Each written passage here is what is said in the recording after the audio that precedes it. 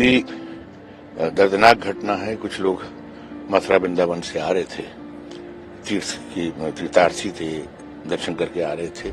उस बस में अचानक आग लग गई और इसीलिए मैंने आज बहुत सारे कार्यक्रम हैं जिनको मुझे नहीं लगता कि इतनी दुखद घटना के बाद में 8 से ज्यादा लोग की जलकर मृत्यु हुई है। उसमें बहुत सारे लोग झुलस गए हैं। मैं अभी सीधा अस्पताल ही जाऊंगा।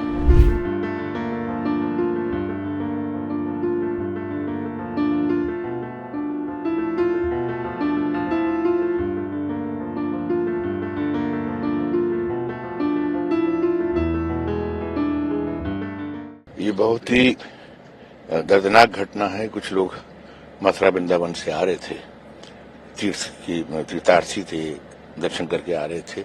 उस बस में अचानक आग लग गई और इसीलिए मैंने आज बहुत सारे कार्यक्रम हैं जिनको मुझे नहीं लगता कि इतनी दुखद घटना के बाद में 8 से ज्यादा लोग की जलकर मृत्यु हुई है। उसमें बहुत सारे लोग झुलस गए हैं। मैं अभी सीधा अस्पताल ही जाऊंगा।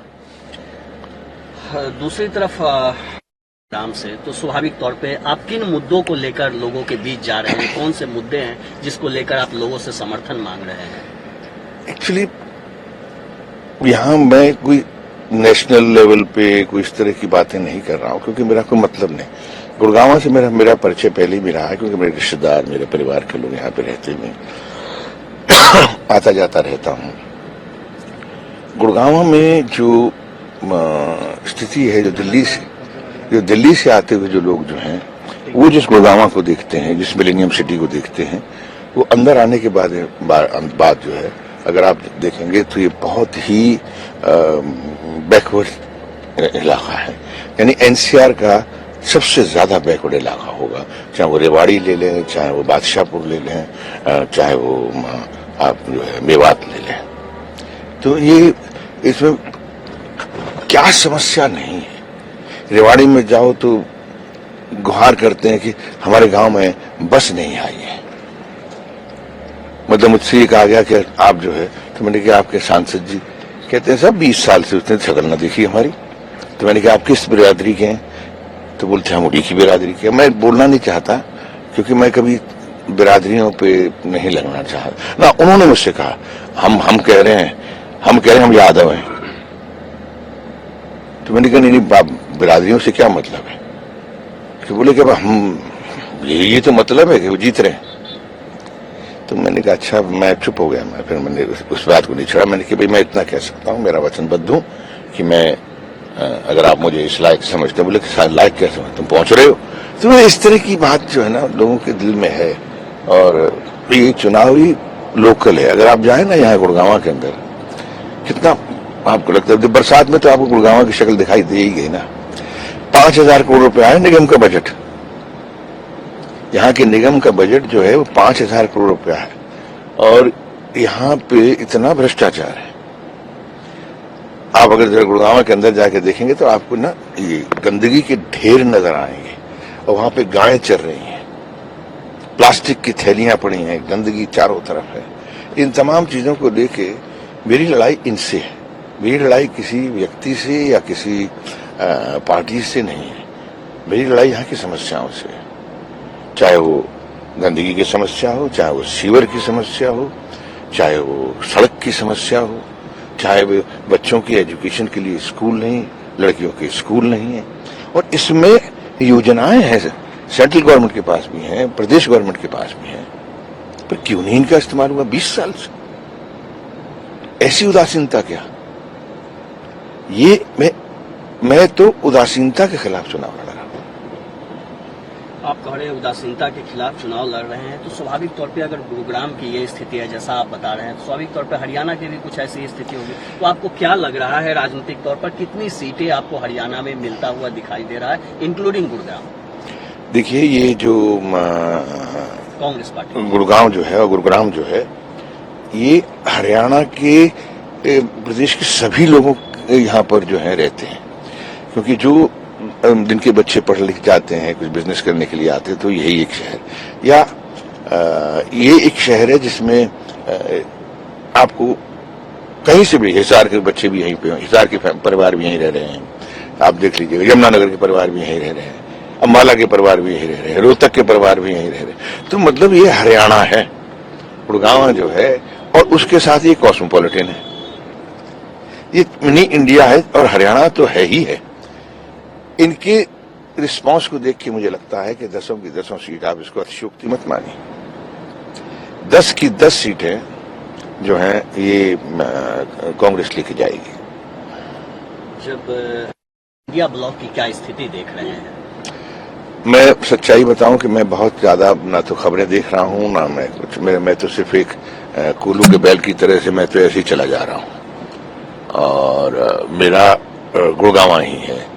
लेकिन मैं गुड़गांव में जो रिस्पांस देख रहा हूं लोगों का, जो इतना रिस्पांस है जनता का, वो इसलिए है कि शायद ऐसा माहौल बन चुका है जहां पे लोग चाह रहे हैं कि हम इस बार बीजेपी को सरकार में ना आने दें। एक बार आप देख रहे हैं पार 400 पार, क्या आपको लगता है कि ये स्लोगन है या हकीकत है? ये धोखा, अपने आप को धोखा दे रहे हैं, ये बीजेपी वाले अपने आप को धोखा दे रहे हैं, वस्तुस्थिति को जानते हुए इस तरह का धोखा दे रहे हैं। इस तरह के प्रचार से, प्रपंच से जनता में चुनाव नहीं जिए जाते। वो जो है ना, देखो फिल्म का ट्रेलर जो है, इन्होंने, हम तो फिल्म वाले, ट्रेलर इन्होंने 2014 में दिखाया, लोगों को लगा था कि चलो जब फिल्म आ रही है, 2019 में फिल्म के इंतजार में मार सब जीत गए। अब फिल्म भी देखने के बाद में अब तो इनका दी एंड लग गया भाई, लोग अब जो देख लिया फिल्म को बहुत अच्छी नहीं है, ये ट्रेलर देख के थोड़ा झटका मारा था, न प्रचार किया था। तो ये प्रचार प्रसार से जब प्रोडक्ट सामने आता है तो लोग समझ लेते हैं, और इनका प्रोडक्ट सामने आ गया है। ये 400 बार एक अपने आप का धोखा, कहां से जीत रहे हैं 400 बार? कौन सी जगह ये बढ़त कर रहे हैं? कोई तो जगह होगी ना, आप स्वयं सोच लिए, कहां से कश्मीर से, पंजाब से, हरियाणा से, उत्तर प्रदेश से, आप बताए ना, बिहार से, बंगाल से, आप बताइए ना कहां से ये बढ़त ले रहे हैं? इधर आ जाइए, राजस्थान से, मध्य प्रदेश से, महाराष्ट्र से, गुजरात का मैं नहीं कह सकता, लेकिन आप बताइए कहां से ले रहे हैं? तमिलनाडु से, कर्नाटक से, आंध्रा से, तेलंगाना से, कहां से ये लोग बढ़त ले रहे हैं? ये तो पता होना चाहिए ना भाई। क्यों 400 पार?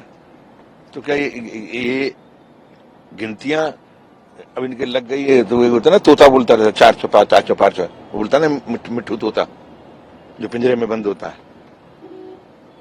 अभी सरकार ने पिंजरे में बांधा हुआ, अब वो 400 पार 400 पार 400 पार जो आता है, 400 पार 400 पार 400 पार।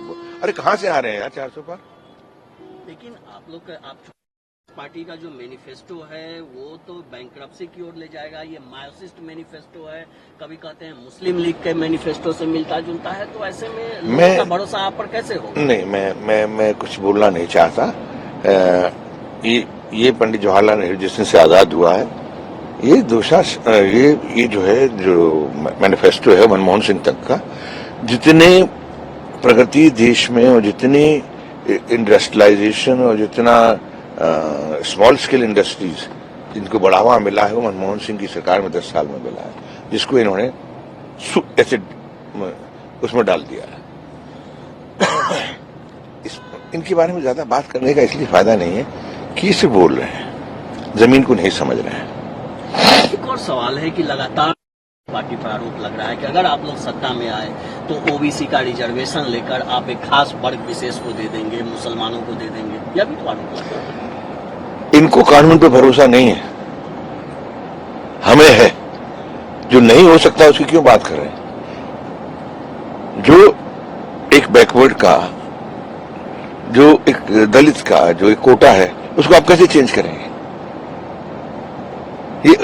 ये सवाल जो है, ये इनके द्वारा एक प्रपंच है, एक झूठ है जो फैलाने की कोशिश कर रहे हैं। तो कौन सुनेगा इनके झूठ को? और एक आखिरी सवाल सर, कि विपक्ष का कल मुंबई में बड़ा रैली हुआ और उसमें ये कहा गया कि दरअसल में बीजेपी चाह रही है कि PM one nation one leader mission पर है। सीधे सीधे प्रधानमंत्री पर आरोप लगाया गया कि one nation one leader one mission. बिल्कुल सही कहा, क्योंकि ये तो आज से नहीं, ये तो 1924 से इसी को लेकर चल रहे हैं। यही तो इनका इरादा है।